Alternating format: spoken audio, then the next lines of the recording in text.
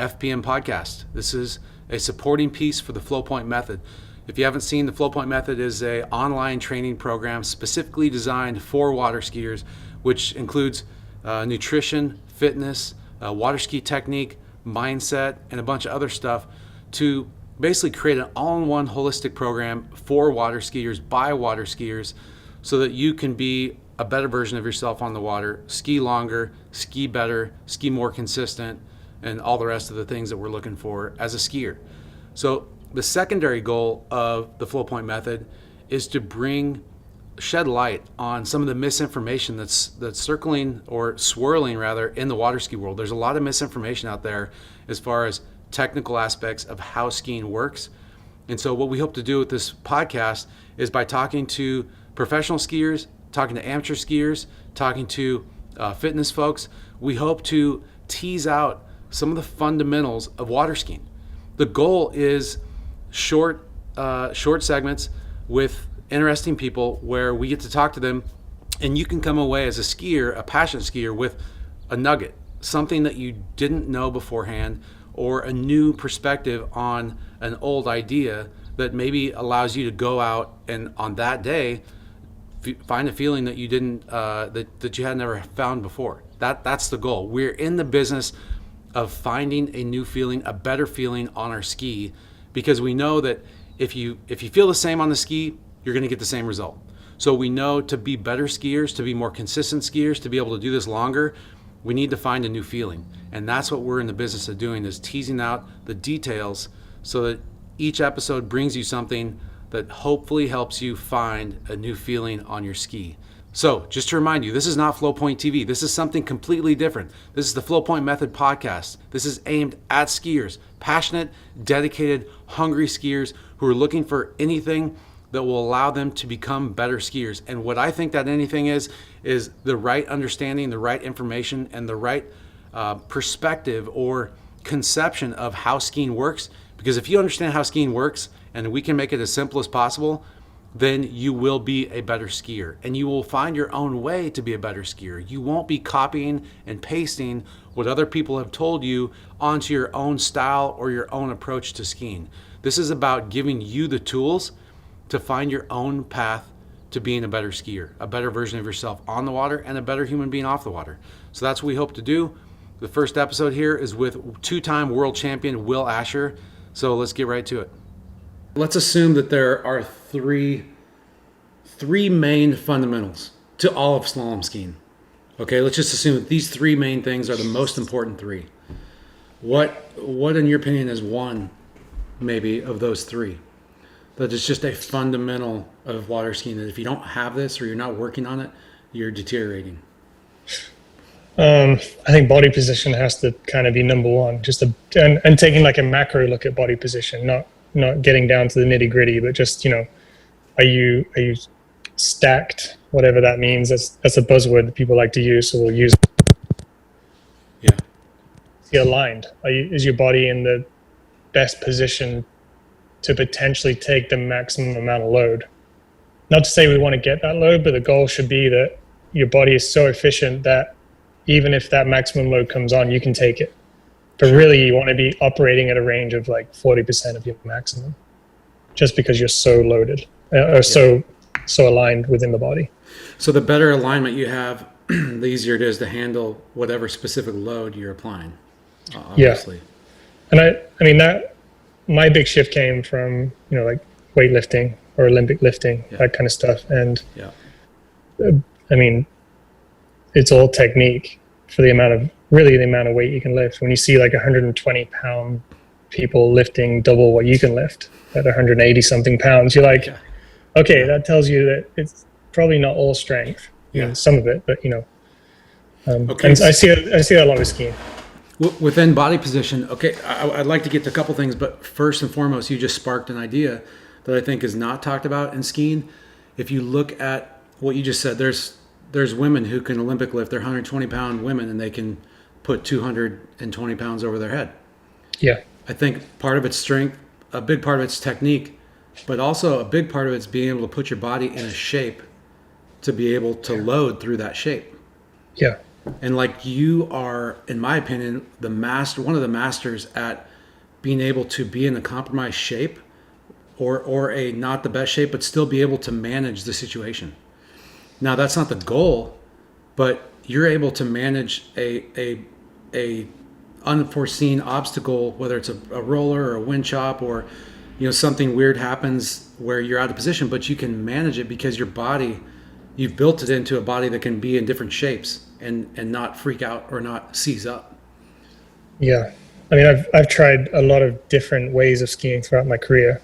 From when I was a kid, my uncle called me Rubber Man because every time I skied, I had a different style.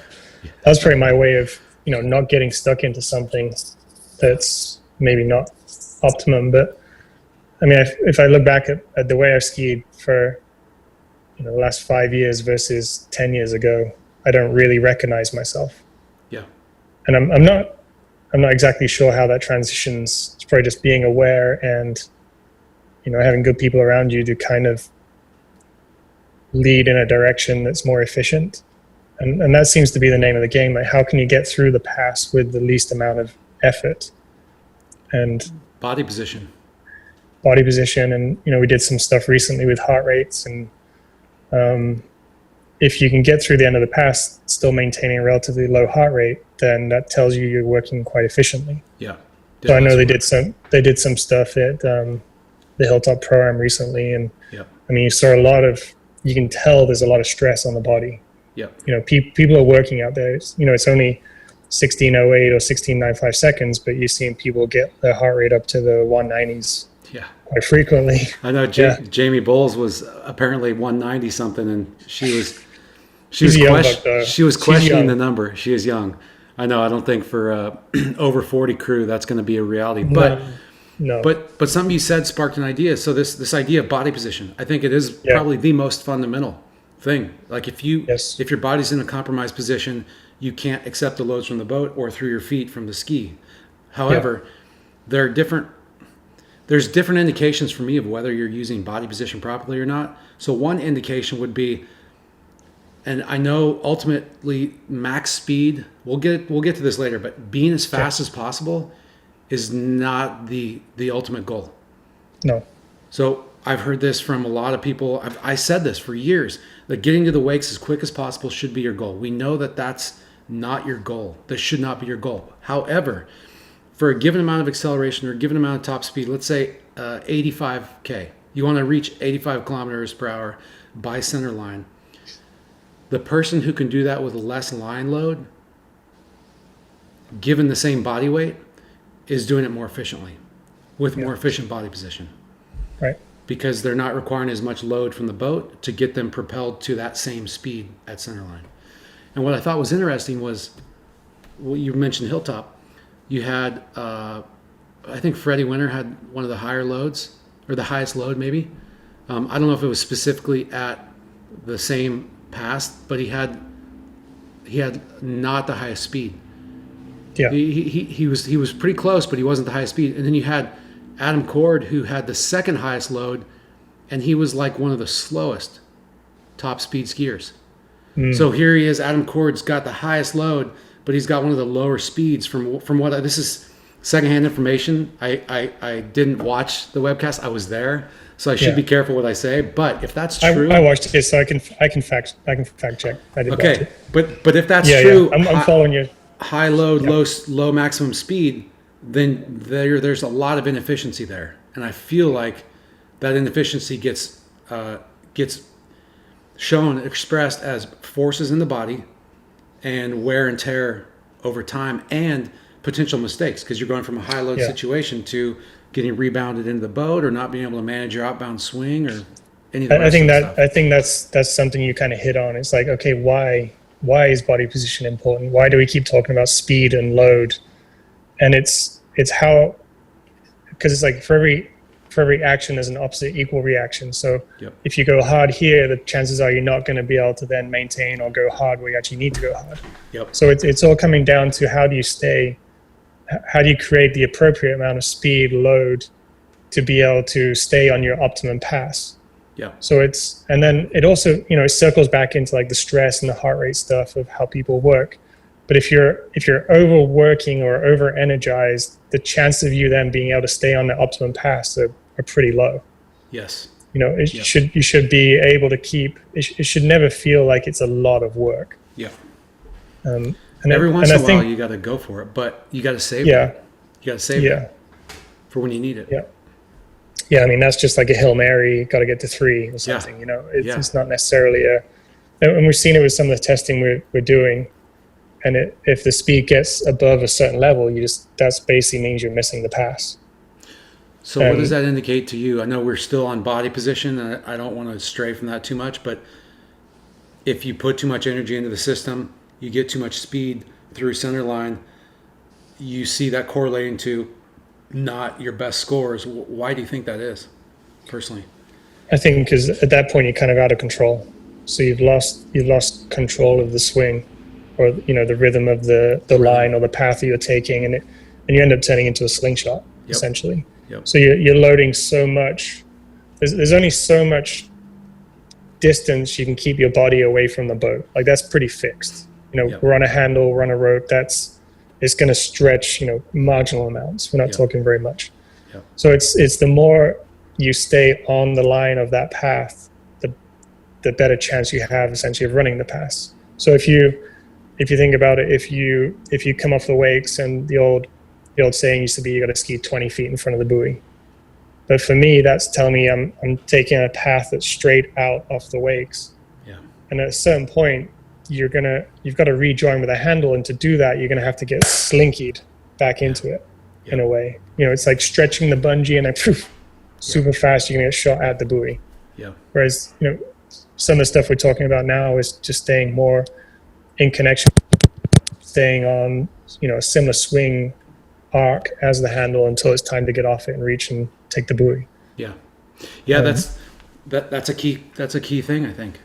Understanding that for me it's that idea of a rhythm. I feel like if you're trying to push somebody on a swing, a kid, and you push them to a certain height, and you're trying to reach that certain height every time, and that's the rhythm, and they naturally get to that height, and then they're naturally ready to come back when they get to that height. But if suddenly then you put more energy in the system, you get them going faster through the bottom, they're going to swing higher than you would like. And when you're trying to get to that initial point and turn or start to come back down, but you're still swinging up, or in the ski example, you're still swinging higher on the boat when the buoy's there. Yeah. Now you're compounding things, and you can't get back on rhythm without a serious effort. Exactly. I mean, it really is as simple as we are a weight on a swing. And if you break it down as simply as that, as going back to when you're a kid on the playground and your dad's pushing you, it's like, if to get the higher, you got to get more energy on the way down, and then you free them up and let them go. Yeah. Come back, catch them, and throw them again. You gain height that way. And that's really the only place you can make that height back up. But we talk about, you know, width in the course, stuff like that, but we don't necessarily talk about height on the boat, and you know, the most optimum way to get height on the boat. Yeah. And that kind of speaks back to, you know, we always talk about body position and so on body position, how do you approach it? I know it's been ingrained since childhood, but if you were to like have an actionable, like something you think about, something you try to feel, what is it? Is it a body part? Is it a body position? Like how would you approach trying to improve body position? I know it depends on the skier, but do you focus on where your feet are? Do you focus on where the load is, the handle is compared to your body? Do you focus on something you're doing with your body? Yeah. I think a big one is space relative to handle. So if just for a quick measure, it's like if you're skiing and the handle's by your knees, or the handles, you know, you're super squatted, right? Like the only way you can actually get to your knees is to either bend at the waist or round at the shoulders. Yeah. But if you're you were the master of them. Yeah. And you did it well, but you weren't there all the time. Like you hit on those things, and you got the photo, and then you kind of move back into a nice strong position. So for me, it's like the big indicator for me is where is my handle, and I really try and have it as high as I can on my body. And that just tells me that if I'm proud of my chest, I have good posture, my hips are through, my core's engaged, the handle is essentially going to be higher on my body. Yeah. So I've heard a lot of people say, you got to lower the handle to get it close to your body. And I kind of look at it a little bit differently. I'm like, well, if you lift the handle up, you're going to create more space to get the body to the handle. So when you say lift the handle, are you meaning like physically, like get your body extended and then a position so that the handle's naturally close? Or are you actually trying to lift or do a bicep curl? Yeah, so it's, okay, I'll try and stand up and we're going to present this. Yeah, so it's, yeah. I mean, essentially it's a cable, right? You're not actually going to be able to lift or drop it without manipulating your body. Yes. So essentially by lowering the handle, you're bringing everything forward towards the body. Okay. So if you're in a position and you're relaxed and you actually lift the handle, essentially you're going to move everything up into place. Right? I just see a lot of people that are like, okay, I got to get the handle close to my body. So you push it down, you see it jam it on their hips. Whereas essentially you just bring your shoulders further forward and then making it harder to then get into that position. Yeah, it's interesting because it's different than what I've thought, but I got to think about that for a bit because I think it could help a lot of people. I've always thought of, people's shoulders come forward when they tend to kind of control the handle with their biceps, like with a bicep move, especially on the cut. We're talking like more recreational or amateur skiers, and that's where we see a lot of this. Yeah. But that's where Yeah. Sorry. I see the arm. You finish yours thing, and I was going to say, I think pulling the biceps in and doing like some sort of handle curl to get control has created situations where people get, chest forward, butt back, and their weight back, and inefficient. That's the least ideal body position, and where thinking about longer arms, straighter, and kind of controlling or like having your arms by your sides, by your core, tends to be a good cue. But that's how I think about it, and that's how the physics kind of makes sense. But you have a different way, and I think that's just as valid. Yeah, no, because it goes back to a few years ago. I was just frustrated with my skiing. I'm like, I've hit a roadblock. I can't improve. I can do the score, but very inconsistently. It's like something's got to change. So you question conventional wisdom. And for me, if you're bending on your arms, that just basically means you're looking for balance. Like you're not supported. You're not. So I think of that as more of a rotational thing. So you've either got to be more closed off or more open, whichever way it is, to get that balance back, left hand, right hand, to feel like you can then drive into a position of confidence. Yeah, and stance or good body position. Yeah, and good body position, and it's. I mean, there's just a lot. There's a lot involved with just those simple concepts. You kind of. What you're going to say? One more thing. What was it? Or you had an idea? Well, it's always been you got to relax your arms, but that I think that's true. Out of the buoy into the first wake until you cross center line, then the whole world changes again. Mm-hmm. Because you got to think about it. The picture from the buoy to the wakes, that's the drive. That's your dad pushing you down on the swings. Yep. You generate energy. And then as soon as you cross that center line, then it's like, okay, I've got to deal with this energy. Yep. And how am I then going to repurpose all this ball of fun, or this ball of power that I've built up? How am I going to get to an appropriate spot at the buoy to then create a rotation at the next buoy? Yep. So for the longest time for me, it's like you got to keep your arms straight, and you just got to like plant on your back shoulder, and then just ski 20 feet in front of the buoy and then pray, essentially. Now what is it? Where's your thinking? Now it's I'm essentially trying to race myself to get to the buoy. So it's how quick can I get up the side of the boat? And race yourself. What does that mean? Like race your feet, race your ski, race the handle. When I feel like I have it dialed really well, I feel like I'm second wake. I'm like trying to jump at the buoy, and it's if you're on the right path, so essentially like the same swing as the handle and the space stays the same the whole way up the arc towards the side of the boat. there's very little load, and you kind of have this sense of calm on your body. Yep. And that's essentially what I'm trying to get there. Whereas I'll see a lot of people, they're still fighting for angle, still fighting for direction. Through that point and past. To that point and past. Yeah. I'm just writing a note because next time we talk, I want to talk about, I consider that the outbound swing phase. Yeah. Yeah. I want to get into that. But we can get into that another time. Yeah. But, that's because I think that's the most underserved, underutilized section. I think that's the weakest link in most skiers. Yeah, and I think it just comes back to how we've been drilled our whole life. You know,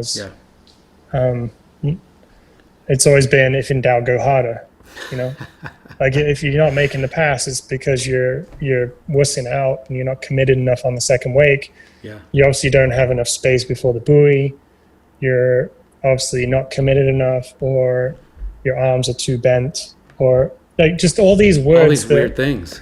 Yeah, all these weird things that get thrown around, and I speak to my friends and they'll call me and just talking about technique or whatever it is, and it's just like, well, you've got to essentially try and do the exact opposite of what you're trying to do to get the goal you're actually trying to get. You know, like people find themselves in this dilemma, or what would the word be? Yeah, it's like it's a pickle. Dichotomy. They're trying to do one thing, but they're approaching it almost backwards in a way. Yeah, they're self-defeating. Yes, they are very, very self-sabotaging, and I did it for the longest time. Honestly, me too. I mean, I could get 3 every day of the week, but I could not turn 3, and the only reason I could get 3 is because I could turn 2 so hard, and essentially throw the damn thing out there. Yeah, you know, and then I'd take a narrow gate, so I knew I'd be guaranteed to have the load without too much speed off the second wake into 1. Yep. So I'm going to get rotated at 1. I'm going to hook up, blast it at 2. You got to turn, you got to go hard, you got to get all the angles so you can be early for 3. But then you're in this race. You're just in this cycle of speed. Yeah. Difficult. Was there for a long time. But trying to get out of it. Yep. But that leads to the next topic. There's hope. There is hope. That leads me to the next topic, because I want to finish off what you just said there and lead into the next topic, which is getting better with age. Is it possible? What tools do you think people need to actually help make that a reality?